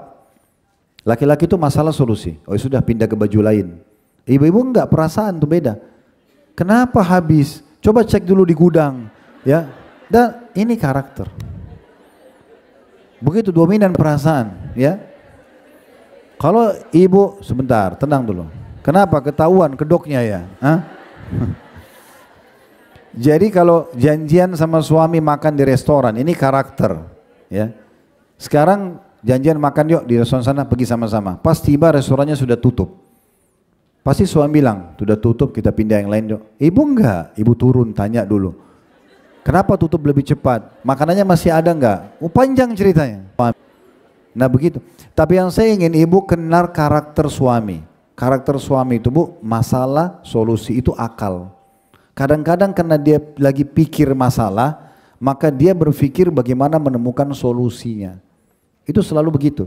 Kadang-kadang karena dia buru-buru, dia lupa mungkin mengucapkan sayang. Dan memang masanya bukan itu.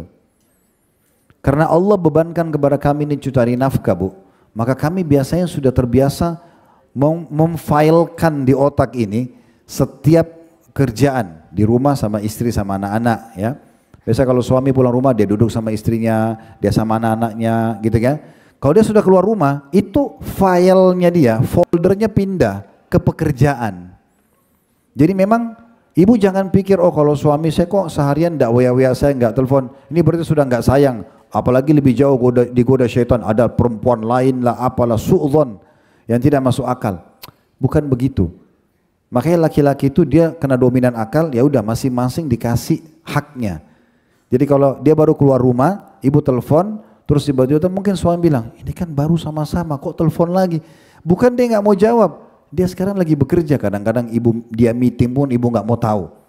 Ini meeting jawab dong, lagi meeting nggak bisa, lagi presentasi masa mau halo ya, kan nggak mungkin ya. Apalagi kalau lagi ceramah gini, masa jawab telepon kan nggak mungkin. Masa iya sayang gini-gini kan orang semua dengar, nggak cocok gitu ya. Ada tempatnya, ada waktunya kan begitu. Jadi harus benar-benar faham masalahnya. Jadi kembali kepada poin pertama, ibu fokus ke ini. Cari ketaatannya, ridho pada dia, karena Allah. Jangan lihat lagi fisiknya. Tidak penting dia, tapi dia sudah jadi suami, cari. Karena dia kalau senyum, dia kalau bahagia, itu Nabi SAW bilang, wanita di surga, wanita yang kalau kau lihat padanya, kau akan senang. Kalau kau perintahkan, maka dia akan menjalankan. Dan kalau kau tidak ada, maka dia akan menjaga kesuciannya. Nah melihat ini penting ya, masalah melihat. Saya juga pernah berbagi di pengajian begini. Kalau ibu mau perhatian suami full sama ibu, penuhi 3 hal ini. Ya, ini saya buka rahasianya laki-laki. Ya. Yang pertama itu tatapan matanya. Apa yang dia suka, ibu buat aja itu. Dia suka ibu pakai baju merah, pakai saja. Baju biru pakai saja. Dia suka penataan rumah begitu, ya begitu. Dia suka itu aja. Yang penting memang bagus itu ya, sudah. Jadi jangan ibu terbiasa sebelum nikah pakai piyama, pakai daster. Sudah nikah suaminya suruh beliin baju tidur dia nggak mau pakai. Udahlah saya begini terserah mau terima atau tidak terima. Ini lama-lama kayak bom waktu. Dia bisa tinggalkan, gitu kan? Ada keluarga kami bercerai bu, ya. Kasusnya setelah saya duduk ini lebih dari 15-20 tahun menikah. Saya duduk sendiri sama laki-laki itu. Kenapa mau cerai? Karena saya sama-sama laki-laki ngobrol. Tahu nggak masuk di akal saya jawabannya. Dia bilang, saya ini sebenarnya suka dengan perempuan rambut panjang. Dia bilang, saya dari dulu ini suka rambut panjang. Istri saya nggak mau panjangkan rambutnya. Coba, bukan masalah istrinya selingkuh kah apakah enggak. Dia bilang, tapi ini sudah berjalan belasan tahun. Setiap rambutnya panjang, saya bilang biarin ya. Ah enggak, panas, gerah. Jadi bertahun-tahun itu dia selalu terfitnahkan dengan rambut panjang. Istrinya nggak mau. Meledaknya apa? Cerai, coba. Gara-gara itu. Tapi sudah menumpuk, akumulasi. Kenapa kalau rambutnya panjang? Kenapa? Sudah tahu dalam agama memang perempuan harusnya membiarkan rambutnya ya. Itu sunnahnya dibiarkan, dipanjangkan, dipotong itu kalau tahallul. Itu pun kenapa ibu tidak seperti laki-laki kalau umroh haji digundul aja? Karena perempuan disuruh panjangin rambut, ruas 4 jari dipotong itu. Kalau kami ini gundul, dihabisin. Supaya ibu panjangin rambutnya, ibu rawat. Depan dia memang sudah umum begitu. Contohnya, apa yang dia suka lakukan. Kalau ibu terbiasa di rumah dulu, orang tuanya tidak ajarin rapi, dapat suami yang rapi, ibu belajar, upgrade dirinya ibu. Jangan ibu suruh suami downgrade dirinya. Nggak bisa. Itu kan contohnya. Kemudian yang kedua, perutnya. Tadi tatapan matanya, yang dia suka dari pakaian, penataan rumah, penataan kasur, segala macam. Ini juga saya tambahkan ya. Ibu tahu kenapa banyak orang, misalnya di kota Surabaya nih, dia tinggal di Surabaya, ada rumahnya, tapi masih nginap di hotel. Ada nggak? Ada. Di Jakarta banyak gitu. Kalau malam minggu ya, orang banyak keluarga Jakarta nginap di Jakarta, di hotel juga. Mereka beli apa di hotel? Hah? Suasananya. Itu hotel yang dibeli suasana, sebenarnya dari kamar tidur dia pindah ke kamar tidur hotel kan, tapi yang dibeli apanya? Suasananya. Itu yang dibeli. Kenapa ibu nggak buat kamarnya kayak kamar hotel? Gampang, tinggal nata spray yang bagus, pakai wangi-wangian, gordennya yang bagus, kan begitu aja. Kamar mandi selalu kering, bersih, rapi, kan begitu. Itu yang semua orang suka sebenarnya. Tapi kadang-kadang kita tidak mau upgrade diri kita ke situ, kita biarkan aja. Sudah saya begini, terima nggak terima terserah. Nah itu salah, gitu ya. Kemudian masalah yang kedua itu adalah perut. Perut ini makanan bu. Dia diwajibkan oleh Allah memberikan nafkah ke ibu. Salah satunya adalah ibu siapin makanan kan. Kalau ada makanan kesukaan dia, jangan dibiarkan tidak ada. Contoh, maaf, suami ibu kalau makan selalu ada tempe, contoh, atau kerupuk. Usahakan biar ibu masak apapun itu ada di situ, walaupun sedikit. Ini kesukaan dia. Saya tahu teman-teman saya laki-laki, dia kalau makan sesuatu ada yang dia suka, seumur hidup itu dimakan tuh. Selalu kerupuk, selalu ada kerupuk. Ustaz, saya nggak bisa makan tanpa kerupuk. Ada yang saya tidak bisa makan kalau nggak ada tempe goreng. Sederhana. Ibu mau siapin makan apapun silahkan. Ini kasih juga makanan tersebut. Usahakan dihidangkan dengan hangat. Saya pernah ajarin istri saya gini. Mungkin kita masak ya, buat nasi goreng misalnya. Wajannya sama, bumbunya sama, jumlah porsinya sama, secara kuantitasnya sama, tapi penataan di piringnya. Orang kalau ambil sendok kemudian ditaruh aja berantakan nasinya, berantakan acarnya, berantakan telurnya, dihidangkan. Dengan yang satu ini saya sampai ambilin cetakan itu, ini dicetak nasinya, telurnya ditata rapi. Sebenarnya sama. Ini lebih mendorong kita untuk makan. Itu yang dijual sama restoran tuh, penataannya. Kalau rasa kita juga punya semua kan gitu. Itu contohnya. Kenapa kita nggak tata seperti ini? Saya juga pernah duduk, karena saya terbiasa dengan sering rapi, bersih. Begitu nikah saya kaget juga kalau tidak seperti ini. Gimana caranya? Akhirnya saya coba ambilin kertas, saya berantakin di lantai. Saya bilang sama istri saya, rapi, ini berantakan nggak? Berantakan. Saya ambil kertas itu, saya rapiin kembali, saya taruh di meja. Rapi nggak? Rapi. Saya cuma mau ini kok. Jangan saya masuk rumah, ini semuanya berantakan, handuk di sana, sepatu di sini, kaos kaki di sana. Ini kenapa? Kenapa kebiasaan ini nih? Dan jangan saya diminta downgrade ke bawah ini, saya nggak bisa. Yang baik kamu yang upgrade ke atas, baru bisa. Dan saya siap bantu, gitu kan? Contohnya, jadi masalah mata, masalah perut itu penting banget. Masalah makanan, tidak perlu banyak kok. Yang penting nyaman dilihat, nyaman rasanya, kan ibu bisa belajar. Dan yang ketiga itu kemaluannya, kepuasan biologis. Allah memberikan laki-laki itu sperma itu panas. Itu kalau tidak ditumpah, emosi bawaannya. Itu sering marah orang biasa. Jadi kalau ibu diajak biologis nggak mau, ini nggak mau, itu nggak, ini gimana caranya? Apalagi kalau bertemu tiga-tiganya nih. Rumah sudah berantakan, penampilannya berantakan, baunya bau bawang segala macam, ya, baunya terasi, kemudian juga makanannya nggak enak, diajak biologis juga nggak mau. Ini terus apa yang mau dipertahankan nih? Habis itu minta ini minta itu. Kalau rumah sudah rapi, pemandangan matanya terhibur, perutnya juga kenyang, biologisnya dipenuhi, dompetnya terbuka. Itu kuncinya sebenarnya, gitu kan? Jadi itu poin pertama tentang masalah cari keridhaan. Yang kedua, yang saya bilang 3 tadi ya. Yang kedua itu kebutuhan biologis. Nah ini kebutuhan biologis, memang tadi sedikit kita singgung, tapi ibu harus paham ya, kebutuhan ibu sama laki-laki beda. Ibu biasa saja. Laki-laki itu terpicu atau tidak terpicu biasanya dia lebih terfikir ya. Kalau perempuan beda. Bahkan perempuan kadang-kadang sudah dipicu pun oleh orang belum tentu dia ada syahwat. Tapi kalau laki-laki berbeda. Jadi jangan heran kalau suami kadang-kadang minta beberapa kali hubungan biologis, itu bukan hal yang haram dalam Islam. Dan dalam hal ini saya ingin berbagi poin penting. Maaf Bu, saya kasih contoh supaya lebih jelas. Kira-kira apa yang dijual oleh pelacur di luar sana? Apa yang dia jual supaya laki-laki mau berhubungan biologis sama dia? Bajunya yang seksi, badannya yang wangi, tutur katanya yang menggoda. Ini harusnya bukan ada pada mereka, ada pada ibu nih. Ibu harus bajunya bagus, ibu harusnya wangi, ibu harusnya menggoda, memanjakan suami. Ini yang harus ada. Kenapa ada pada mereka? Jadi kalau kadang laki-laki yang kurang imannya, dia ribut sama istrinya, dia pergi ke tempat ini untuk cari hiburan saja itu. Ya. Dan ini unik ini ya. Kadang-kadang tidak mau dihiraukan, dikasih masukan tidak mau dengar. Kadang-kadang suami sudah bahasakan baik-baik tidak mau juga. Jadi ini susah. Jadi masalah biologis ini perhatikan masalah itu ya. Jadi perhatikan sekali. Ibu maaf ya, karena ibu kalau dominan perasaan tadi karakter saya bilang. Kalau ibu itu sudah sayang sekali dan cinta sama suami, bagi ibu tidak terlalu masalah kalau maafin ya, dia datang kemudian dia habis kerja, mungkin dia masih keringatan, tapi dia tiba-tiba ingin sekali biologis sama ibu. Mungkin bagi ibu itu biasa saja. Ini suami saya, dia sayang sama saya. Kalau suami nggak gitu Bu ya, nggak bisa. Ya, dia cium sedikit bau saja dan dia trauma. Bau nafas, bau mulut, bau kemaluannya, itu sudah cukup untuk dia menjauh. Ada berapa kali ibu tulis kepada kami, Ustadz saya tidak pernah dikasih nafkah batin sama suami saya 2 tahun. Kalau bagi akal saya laki-laki nggak masuk akal 2 tahun laki-laki tidak mau gauli istrinya tanpa sebab, itu nggak mungkin, dia punya syahwat. Apalagi dia sudah pilih ini sebagai istrinya.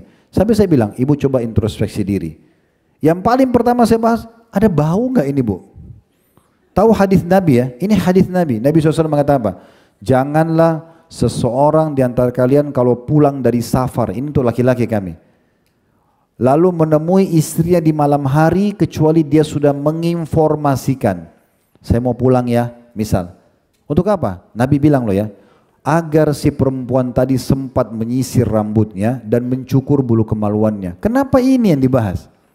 Karena bagi laki-laki itu penting banget. Rambutnya rapi, kemaluannya bersih, gak ada bau badannya, itu baru mau buat dia apalagi orang dari safar, dia mau interaksi biologis sama istri, itu sering dilupakan. Nabi yang jadi pesan, sampai supaya suami gak benci istrinya, jangan kalian masuk kecuali kalian sudah informasikan, gak boleh buat kejutan, tiba-tiba datang, rambutnya berantakan, ya, apalah segala macam itu, ya. Jadi itu pesan dari Nabi, harus diperhatikan.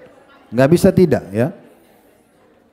Jadi memang harus diperhatikan itu ya. Bagaimana memperhatikan masalah tersebut. Dan Nabi SAW bahkan mengatakan, kenapa Nabi bilang dalam hadisnya, kalau kalian ingin mengulangi hubungan biologis kalian, maka berwuduklah, karena itu akan lebih memotivasi kalian. Kenapa harus ada hadis ini? Maknanya hadisnya adalah ulangi interaksi itu. Ibu tahu kalau suami ibu masih sering, maaf ya, tanda kutip, meminta biologis sama ibu, berarti itu dia betul-betul tidak punya apa-apa di luar sana, tidak ada masalah. Dia masih mau langsung sama ibu. Ibu nggak usah bilang, kamu nggak bosan-bosan, kenapa begini terus? Untuk apa di bahasa begitu? Ibu mau dia pergi keluar sana, buat salah, kan aneh itu. Syukur kalau itu, kenapa? Tinggal wudhu selesai kok, gitu kan? Toh dapat pahala, ingat ya, kadar pahala biologis halal sama dengan besarnya dosa zina. Kalau dalam dosa, makanya Nabi bilang, kalau kalian letakkan kemaluan kalian pada yang haram dapat dosa enggak? Iya. Begitu juga kalau kalian letakkan pada yang halal. Ya ini, makanya harus difahami baik-baik masalah biologis ya. Yang itu diperhatikan tadi kebersihan, kerapian dan segala macam. Kemudian yang ketiga, yang harus diperhatikan dalam kewajiban istri adalah selalu meminta izin pada suami. Minta izin kalau mau keluar, minta izin kalau mau datangkan tamu, ya ada tamu mau datang, minta izin kalau mau puasa sunnah sementara suaminya di rumah, ya itu semuanya jelas dalam hadis-hadis yang sahih. Kata Nabi SAW, ya siapapun istri yang keluar rumah tanpa izin suaminya maka dilaknat sampai dia kembali. Dilaknat itu berarti diangkat keberkahan hidupnya, ya. Jadi ini harus betul-betul hati-hati. Termasuk ibu walaupun lagi marah, jangan tinggalkan ranjang suami kecuali betul-betul suami itu, maaf ini, pemabuk, ibu terancam jiwanya akan dibunuh sama dia, itu lain, itu pergi, tidak apa-apa. Tapi kalau tidak, ibu jangan ngambek tinggalin ranjang, nggak boleh. Nabi SAW mengatakan istri manapun yang meninggalkan ranjang suaminya maka dia dimurkahi oleh Allah. Ya, itu tidak boleh atau Allah laknat dia. Jadi tidak boleh sama sekali. Ibu jangan ngambek. Ibu ini ranjang suami terus sama-sama. Ibu ke bawah aja nggak boleh. Apalagi pulang ke rumah orang tua. Sedikit-sedikit pulang rumah orang tua, sedikit-sedikit pulang rumah orang tua, ini nggak benar, gitu ya. Jadi jangan seperti itu. Ya, kita harusnya jaga ini ya. Nah juga berhubungan dengan masalah puasa, kata Nabi SAW, ya, tidak halal bagi seorang istri yang beriman pada Allah hari akhir berpuasa sunnah ya, sementara suaminya sedang ada di sisinya kecuali dengan izinnya. Misalnya suami ibu lagi cuti hari Senin, ibu biasa puasa Senin. Nah ibu tahu nih dia akan di rumah besok, ini hari Ahad, kayak ini hari Ahad misalnya. Besok dia akan di rumah, izin saya biasa puasa Senin, kira-kira boleh besok saya puasa enggak? Kalau dia bilang jangan. Ya, karena itu hak dia untuk dilayani makan, biologis segala macam. Kalaupun ibu lagi puasa sunnah dan dia minta dibatalin, itu ibu harus batalkan. Karena kalau bertemu antara hak wajib Allah dengan hak wajib makhluk, kita dahulukan haknya Allah. Misalnya ibu lagi sholat wajib, dipanggil oleh orang tuanya, dipanggil oleh suaminya, kan menjawab mereka wajib. Tapi kadang sedang kerjakan hak wajibnya Allah, kita dahulukan haknya Allah. Tapi kalau bertemu hak sunnahnya Allah, ibu lagi sholat sunnah dipanggil oleh orang tua, dipanggil oleh suami, ini batal ini. Nggak boleh dilanjutin, karena ini lebih wajib didahulukan. Nah itu poin harus difahami baik-baik. Dan ingat, tidak boleh masukkan orang dalam rumah kalau tanpa izin dia. Kata Nabi SAW, dan hak kalian, dari para istri kalian, mereka tidak boleh memasukkan siapapun ke dalam ranjang kalian, kecuali yang kalian tidak senangi.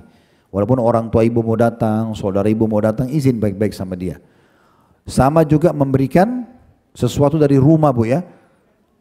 Kalau ibu murni dinafkahi oleh suami, dikasih uang untuk belanja, gak boleh ibu sembarangan kasih keluar dari rumah tanpa izin suami. Sampai ada sahabat mengatakannya Rasulullah, bagaimana dengan makanan? Kata perempuan ini, bagaimana dengan makanan? Kata Nabi SAW, makanan itu harta terbaik kami sebagai laki-laki. Tetap izin. Saya kalau mau masak nanti, besok saya mau masak, saya mau kirim ke orang tua saya ya. Nanti kalau ada makanan lebih tolong dihalalin kalau saya kasih ke tetangga. Dari awal minta izin. Insya Allah kalau suami orang mukmin dia akan kasih izinnya. Tapi jangan melanggar syariat dengan tidak izin. Udahlah terserah saya mau kasih, jangan. Yang ibu boleh kelola kalau harta ibu sendiri. Ya. Misalnya ibu memang punya warisan, ibu punya tabungan sebelum nikah, itu silakan ibu kelola. Tapi kalau uang dari dia jangan. Ibu harus amanah, ibu betul-betul menyampaikan apa adanya.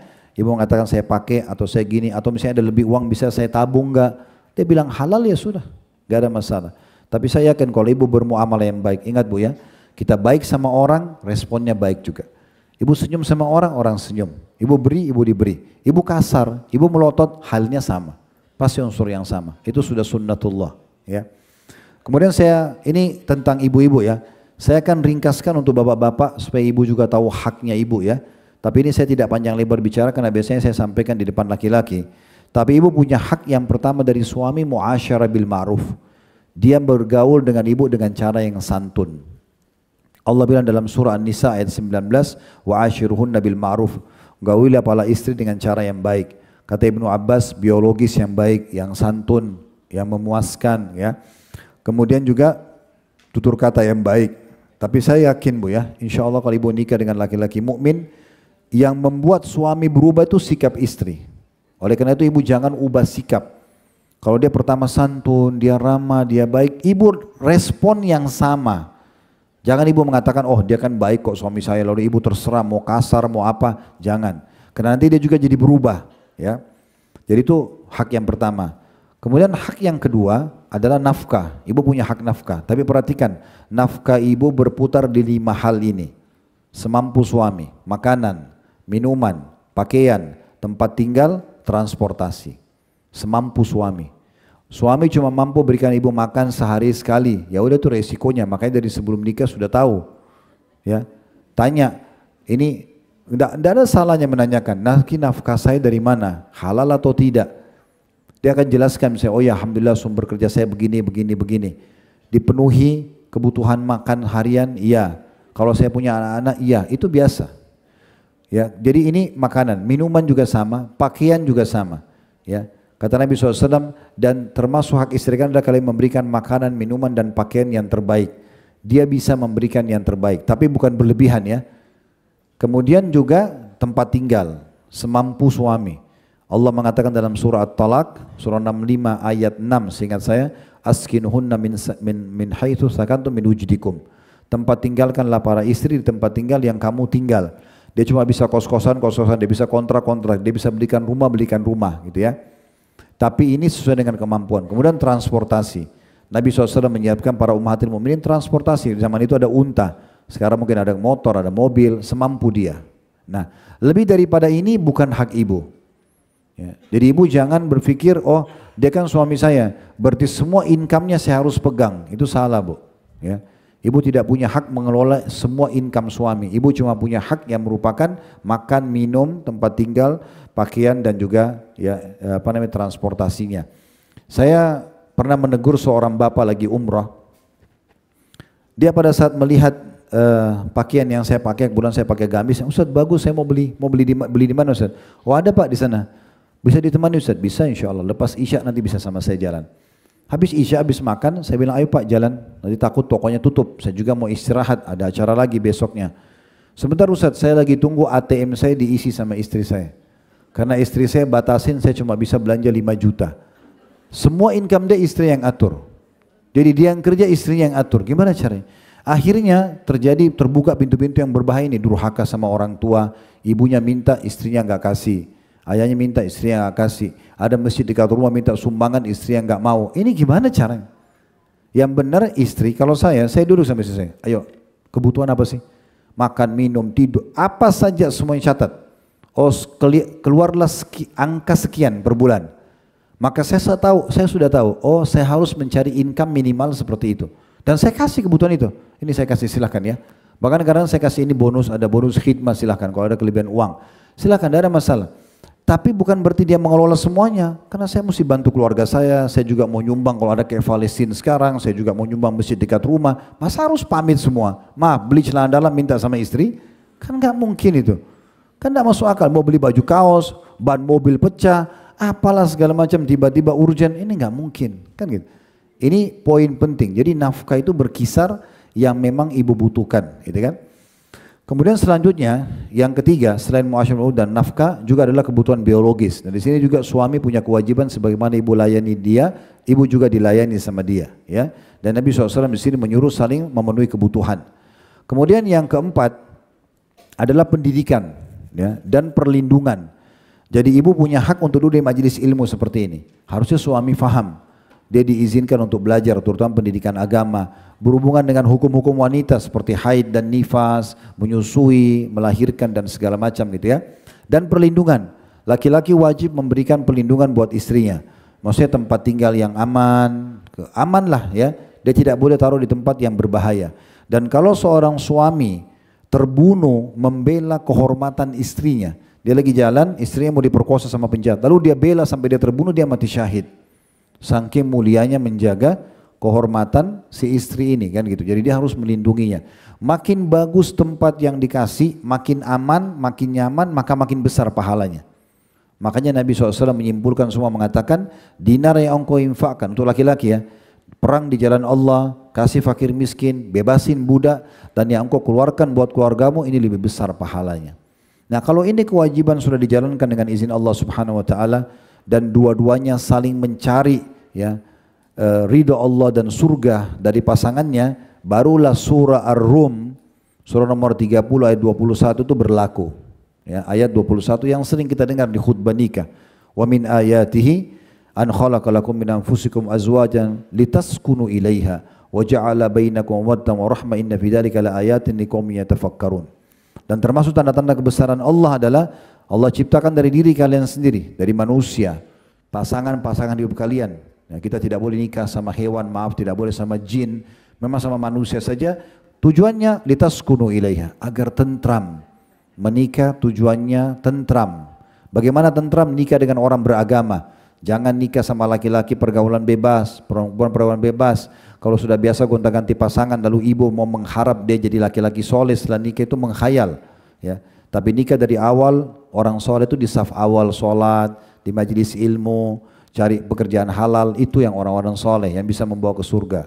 Kemudian dijadikan di antara kalian rasa kasih dan sayang. Nah ini yang harus kita selalu berbagi.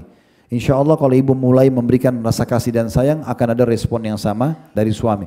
Kita biasa marah-marah, akan marah-marah juga. Kita baik, kita akan baik. Itu sunnatullah gitu ya. Lalu Allah mengatakan, pada demikian itulah rumah tangga yang penuh dengan kasih sayang, saling mengejar ridho Allah situ dengan ibadah, terdapat tanda-tanda kebesaran bagi kaum yang mau berfikir. Allahu a'lam. Kalau ada benar dari Allah, kalau ada salah dari saya mohon dimaafkan. Subhanakallahumma bihamdika asyhadu an la ilaha illa anta astaghfiruka wa atubu ilaik. Wassalamualaikum warahmatullahi wabarakatuh.